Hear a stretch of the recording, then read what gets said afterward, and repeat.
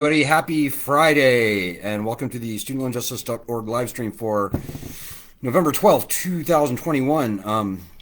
Couple of announcements going on here. First of all, if you happen to have just an outrageous student loan balance summary, which is like borrowed 30, a lot of people do, like borrowed $30,000, repaid 60,000, owe 80,000 or something, just ridiculous like that. Um, Take a screenshot of it or somehow get a photo of it or something and send it to us. We're doing a collage. And I think it's very important that people out there know just how badly we are being raked over the coals. So do that. You can send those images directly. Well, I suppose you can email them to me, justice at studentloanjustice.org.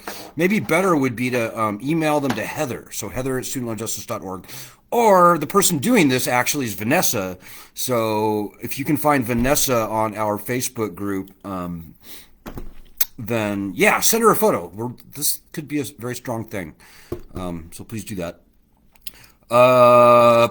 What's going on? Oh, so finally, at long last, quite a few people are starting to get their loans actually canceled through the Public Service Loan Forgiveness Program. So our own Lisa Ansel in Los Angeles, for example, finally, after 17 years, got her loans canceled. So I like to think that we deserve a little bit of credit for that. I mean, we hit these people hard since actually for the past 10 years about what a disaster the Public Service Loan Forgiveness Program was. We did some very strong video testimony to the negotiated rulemaking committee on that and so forth. But whatever. The point is, finally, we are at least seeing a tiny bit of change on public service loan forgiveness. Now, one thing that I really appreciated, and by the way, Lisa made a video yesterday to sort of announce it. And the most important thing that Lisa said in that video, and congratulations, Lisa, and everybody else who's getting their loans canceled. That's great. But the fact of the matter is, even if everybody who the Department of Education estimated would get their loans either a lot of payments counted or even their loans canceled, even if every single person got their loans entirely canceled that the Department of Education estimated, like a 500,000 people, that would still leave us with like 44.89 something million people who are screwed. So, that's basically a rounding error. And so that's why I appreciated Lisa's video yesterday even more, because Lisa said, well, she's certainly glad that she was able to get her loans canceled. She is not giving up this fight. She will not rest until everybody gets the same justice. So thank you, Lisa. I salute you for your spirit. And I can only hope that other people out there that finally make their way out of this disgusting, cheesy, big government rat trap, you won't pull the ladder up behind you and forget we exist, because that's just terrible. We've been doing this for a long time, and we still need your help, and we will still need your help even after your loans are canceled. And by the way, when we get bankruptcy protections back, same story, guys. Although that will be a major, major, major sea change in this problem. Come on, guys. Don't leave us hanging. We need you still. So we'll see how that unfolds. So yeah, okay. So the number one thing that's going on right now, guys, number one thing, we just broke the news that even before the pandemic, more than half of all borrowers were not making payments on their loans. So in December 2019, fewer than half of all student loan borrowers were actually paying on their loans. So what is that? That's called a failed lending system, ladies and gentlemen, a failed lending system. That's big news. But I should probably add, we also discovered, and we posted that in the same research article, that fully half of all older FFELP borrowers whose loans are directly held by the Department of Education, that's about half and half. But half of those people are in right now today are in default. So that's kind of a big deal. Like if you have FFELP loans and you're in default, well, rest assured, you're in very good company. As I said, half of everybody with federally held FFELP loans are also in default. And quite frankly, it's a lot more than that because remember, 20% of all borrowers, federal or direct, they rehabilitate their loans when their loans default. So all those numbers that I just put out there as far as defaults and stuff go, it's 20% higher than that, or actually 25% because just the way the math works out. So yeah, we're getting up towards half of FFELP borrowers being in default. We're getting up towards, I think, a quarter of all direct loan borrowers being in default, which kind of makes sense because FFELP borrowers tend to be older because they took their loans out prior to 2010. So, the Brookings Institute found that 40% of the class of 2004 are going to default on their loans. They probably already have. 40%.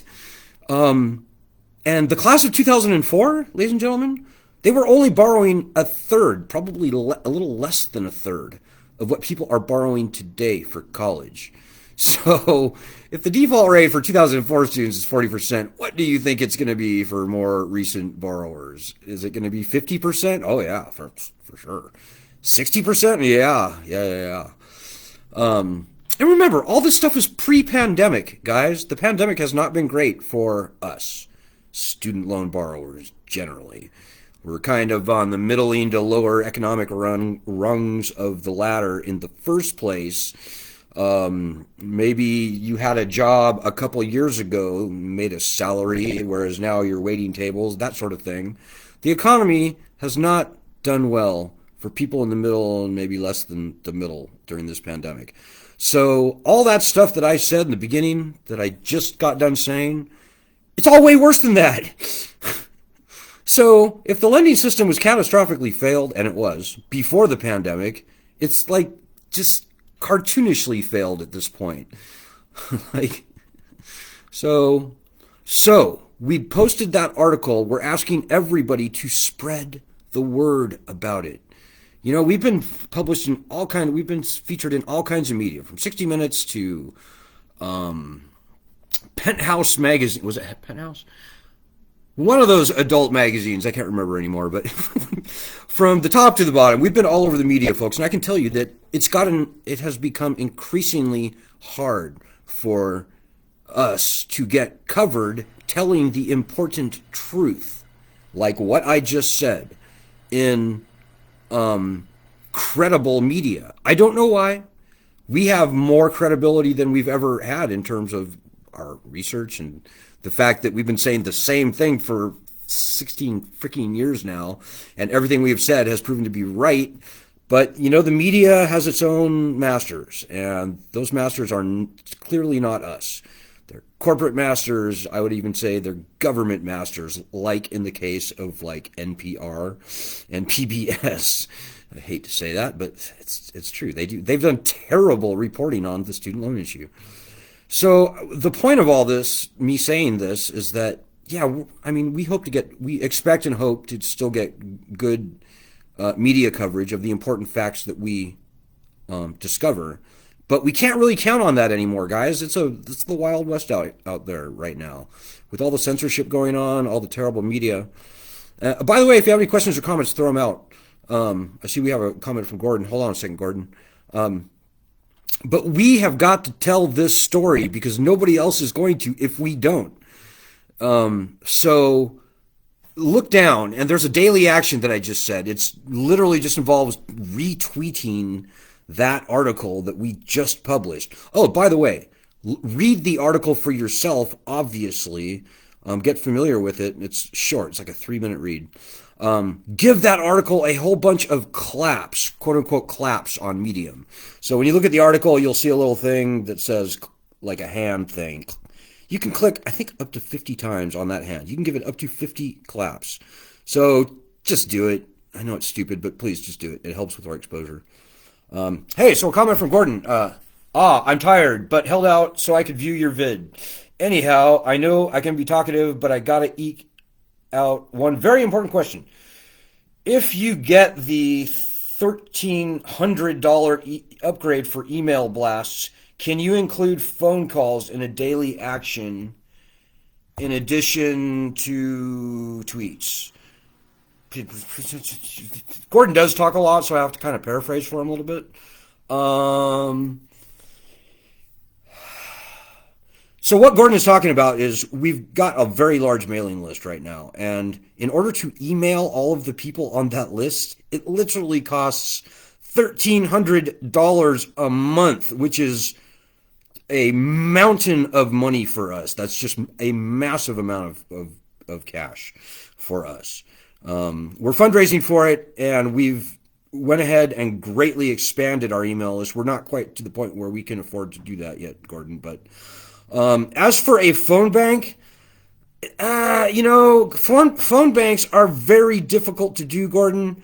And unless you're talking about something that people know, and plus, I don't think that we probably do have phone numbers for a lot of people, but I'm just not a big fan of phone banking, guys. Usually people who phone bank, they're doing one of two things. They're asking for money. Well, usually one thing. They're usually asking for money, or they're asking you to vote for some presidential candidate. I just don't see them being very effective for what we're doing. I think people are far, far, far more likely to act to help us in this fight on the internet, and that's free. If you call somebody and say, "Hey, will you please retweet this thing?" or "Will you please call your local newspaper and ask them?" They'll be like, "Why the hell are you calling me?" Number one, and number two, why would I want to call the newspaper? Why would I want to? What's going on here? So, and if you disagree, maybe I'm wrong. Maybe I don't know what I'm talking about. Um, so maybe you have your own thoughts. But that's my gut reaction about doing a phone bank thing. Like I did phone banking in Iowa for a number of Democratic candidates. I would have done Republicans, but there was only one candidate in the field. We're a strictly nonpartisan group, by the way, but we play the field all over the place. We will do whatever we can to convince even the most partisan candidates, like Bernie Sanders or whatever, to help us. And so on that, I was phone banking for like Kamala. I phone banked for Kamala Harris. Can you believe that? I phone banked for Bernie Sanders. Who else? Anyways. Phone banking is just a real pain in the ass, and it just doesn't, even if it's something simple, I don't know that it has that great of an effect. And you got to have a ton of volunteers. You got to pay a ton of money for phone banking software. It's just not realistic, Gordon. So, oh, and I appreciate the donation. Oh, by the way, maybe I should do a quick pitch for donations. If you can donate right now, it'd be very helpful, guys. Go to the website, studentloanjustice.org. We survive on very little funding. Like, right now, we're trying to raise $1,300, which is a monthly thing, so that we can greatly expand our email. We've expanded it a bit just based on the donations we did get in, but any help that you can be there would be super helpful. Please do it. We can survive to fight this fight on very little funding, but we can't do it on nothing. So please do that.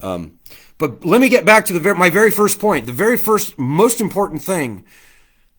Retweet that, spread that article around. And if you're going to our website anyways, to donate, hopefully, but whatever. If you're going to our website, go to the Daily Action. And at the very top of the Daily Action, you'll see what I'm talking about. We need you to help push this article out. We need you to push it out to reporters, to news stations, to CNN and Fox News and the Washington Post and the New York Times and all these places. It's very important that the public realize that this lending system has failed. And right now the media just does not give them that impression. They're like, anyways, I already said, the media is not our friend necessarily, guys. We need to push them. Beyond that, spread the word to, for example, Republicans in Congress. So right now, guys, we have a very good bankruptcy bill in the Senate, S-2598. This bill will return bankruptcy protections to federal student loans where people have been out of school for more than 10 years. This is, believe it or not, nobody wants to file for bankruptcy. It's a terrible thing to have to do. But this actually turns out to be the core of the entire student loan problem. Like, them removing bankruptcy in the first place is totally and completely how this lending scam was allowed to be erected, taking bankruptcy away and also taking statutes of limitations away. Those two things that exist for every other type of loan, by the way, stand at the cornerstone of the scam. And if you want loan cancellation, as we certainly do, 100%, absolute and total loan cancellation is what we want. If you want loan cancellation, you should be helping us fight for the return of bankruptcy protections to these loans. It might not make sense to you at first, but here's the cruel, cold truth. President Biden is very reluctant to cancel student loans, to be generous. He is going to have to be dragged to that water and forced to drink. In the continued absence of bankruptcy protections, I don't see any meaningful loan cancellation happening. I just don't. We might see some nonsense like this public service thing that we just saw. These are loans that should have been canceled many years ago. And even today, sure, Lisa got her loans canceled, but what about everybody else? I'll believe it when I see it. But the Department of Education does not want to cancel loans. Like, the loan cancellation we're likely to see is going to be this up to $50,000 or up to $10,000 that we're hearing from people like Elizabeth Warren and Joe Biden, supposedly, like, before the election. But guys, that's all a trick. That's all a joke. Up to $50,000 could mean anything. Could mean anything. Could mean nothing. And if the Department of Education has its way, it will mean nothing for almost everybody. It's like, yeah, so Joe Biden will go, look, I canceled up to $50,000. And, oh, but by the way, yeah, you got about $5,600 in loan cancellation. And, oh, by the way, during the time it took us to screw around with this thing, we added like $10,000 onto your loan balance because of interest anyways. Like, no, guys, that's bullshit. Pardon my French. If you want meaningful loan cancellation, we have got to get the threat of bankruptcy back on our side. Let me repeat that. It's the most important thing I'll say tonight. If you want meaningful loan cancellation, like hopefully total, if you want meaningful, significant loan cancellation, we've got to get the threat of bankruptcy back on our side. There are 38 million at the low end distressed borrowers out there. You, me, the million people on our petition calling for loan cancellation by executive order, by the way. 38 million people out there who are freaking out. We're never going to be able to repay their loans even before this pandemic. With bankruptcy returned, all of a sudden everything changes. Instead of screwing around and like doing these little fake little nonsense gimmick loan cancellations, Joe Biden is all of a sudden going to be faced with this reality. Either you cancel loans in a very widespread manner right now, or we can look forward to 10, 15, 20 million, maybe 25, maybe 30 million people filing for bankruptcy. Now, in an average year, fewer than 1 million people file for bankruptcy for any reason, for all loans. So if Joe Biden refused, and if the Department of Education refused to get their shit together, pardon my French, and start treating us like human beings, like the rest of the country, rather than piñatas, like ATM machines, like they are now, beating every dollar they can get out of us, then you need to help us fight to get this threat back. So Joe Biden doesn't want to be the president that forces 10, 15, 20, 25, 30 million people into bankruptcy. It would overwhelm the bankruptcy courts to the point of seizure. It would be, politically, it's just unthinkable. So, which brings me back to what I said. I'll say it for the third time. Unless and until we get the threat of bankruptcy back on our side, we probably are not going to see any kind of meaningful loan cancellation. So S2598 is absolutely and critically important, folks. So to that end, maybe the last thing I'll say is we need to get more Republicans co-sponsoring that bill, S2598. Right now, we've got 2 Republican senators on that bill. And to their great credit, they're ahead of the curve. We've got sort of an old schooly type of Texas Senator John Cornyn on the bill. And we've got young firebrand MAGA Missouri Senator Josh Hawley co-sponsoring the bill. That's strong, but we need more. Because remember, in a full vote of the Senate, at least theoretically, they could filibuster. The asshole Republicans in the Senate, and there are more than a few, could decide to filibuster this bill. And in that case, we're going to need 10 Republicans on this bill. So that should be our goal. And I have to presume that most or all of Democrats should be on our side. I mean, historically they have been, but I don't know. So we have got to get more Republican senators to co-sponsor S2598. I'm thinking of senators like, where to begin? Like Marco Rubio. Why not? Rick Scott, the 2 senators from Florida. Those are very good opportunities for us. Like in my, my dream list would be people like Ted Cruz, who has been terrible on the student loan issue, from Texas. He would be a very powerful guy, like Mitch McConnell, Lindsey Graham, another couple of people who have a lot of baggage, a lot of dirty laundry on their record on the student loan issue. If we can get guys like that to sign on, then we can get nearly every Republican senator on this bill. So think about that, guys. If you have a Republican senator in your state, I would hope that you would make it your mission over the next couple of weeks. And right now is the critical time, by the way, to get your Republican senator to co-sponsor S2598.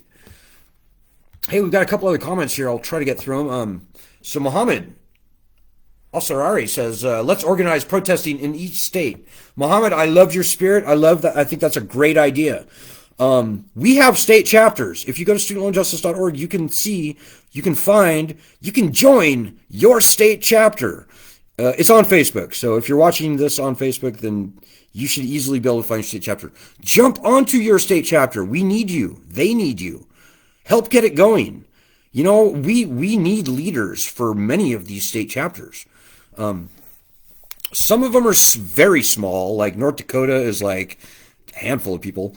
Some of them are getting fairly large. Like I think Florida, we've got a couple 250 people. New York, California, over 300 people. So they're not huge, but they're big enough to really start doing some stuff with. And, you know, as I think Mohammed knows, all politics are local, guys. You know, it's a far stronger thing to show up at your governor's office and, you know, demand that hopefully your Republican governor, by the way, should join us in calling on the president to cancel all of these federal loans by executive order.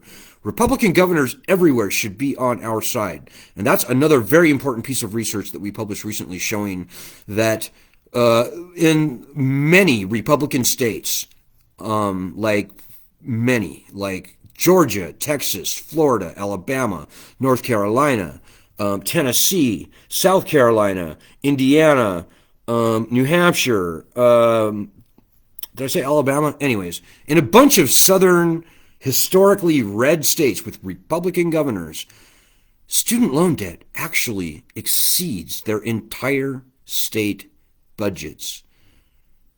Now think about that. Like Georgia, And that election didn't go too well for the Republicans last I checked, the last election.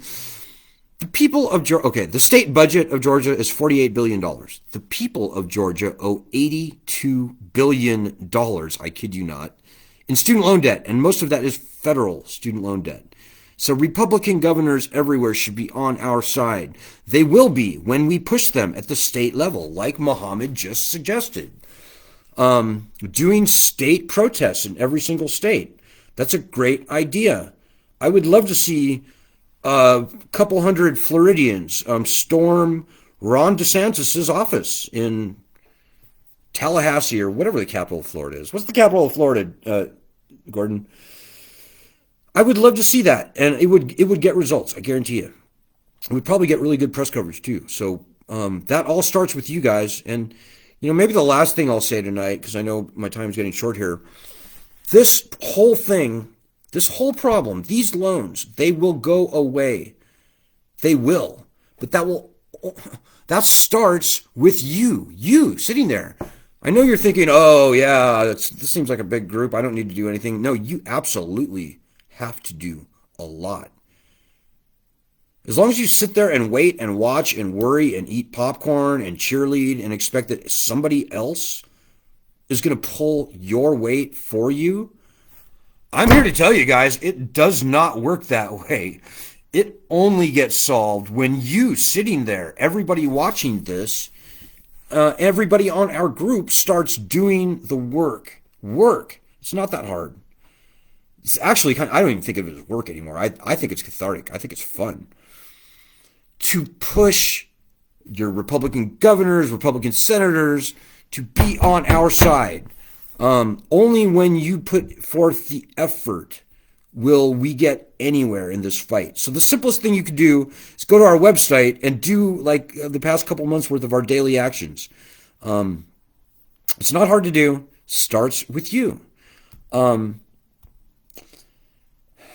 yeah, we're going to be sitting here 5 years from now, and we're still going to be screwed as long as you sit there and expect somebody else to pull your weight for you. It doesn't work that way. You got to put your own time in on this here block. In the immortal words of some gang member in some movie, Training Day with Denzel Washington, you got to step up. You got to own this problem. These are your loans. This is your problem. We need you. And you need everyone to help. See how that works? So be that change that you need and want to see. And it will happen, guys. I don't know what else I can say to motivate you. I shouldn't have to motivate you because, well, like I said, these are your loans. This is your problem. This lending system is catastrophically failed. This could have a very good outcome where the loans literally disappear. And we can all get on with our lives. That's what we're fighting for. And that's what needs to happen for the good of us, for the good of the country. This could also have a really terrible outcome. This could be a years-long unwinding with lots of pain and anguish and suffering and ruined families. And civil unrest and a sort of a police state. I don't want that dystopian outcome. I do not. There's no good reason for it. All we're waiting on is for you sitting there watching this to help us. So go to the website, studentloanjustice.org, do that daily action. Do a month's worth. You could probably do a month's worth of daily actions in about 15 minutes. It's like mostly like Twitter stuff. It's not hard. So, all right, guys, I'm going to leave it there at that. I hope you all have a great weekend. Remember what I said tonight, guys. Spread the word about that petition. Do our daily actions. And if you can donate, please do that also. Would appreciate that. So, okay, folks. And make a cool screenshot of your student loan invoice showing ridiculousness and email it to me or Heather or Vanessa. Okay, folks, have a great weekend. I'll be back on Sunday, and things are getting hot, guys. Things are happening on a daily basis. This is the time, if ever you were going to get off your ass, to get off your ass and help us. So, have a great weekend.